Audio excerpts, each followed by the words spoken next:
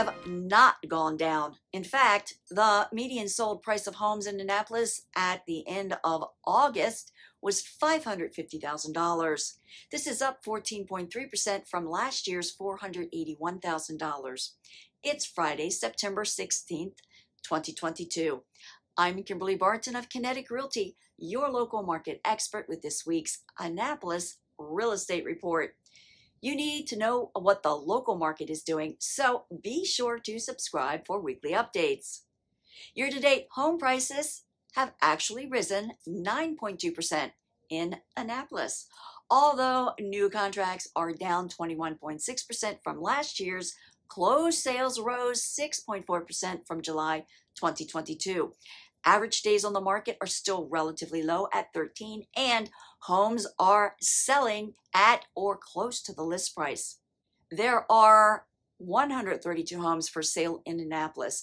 This is down from last week's 139 homes for sale. 58 of these have made price adjustments. 30 of these are for sale over $1 million. Let's look at what the Annapolis activity did this past week. 13 homes are coming soon, which is down from last week. 11 homes came to the market since last week, falling again this week. 13 homes went under contract, again down this week. 16 homes are temporarily off, which is rising 12.5%. 12 homes went pending, rising 50%. 32 homes sold, dropping 11.11%. These sold in 15 days at 100% list-to-sold ratio.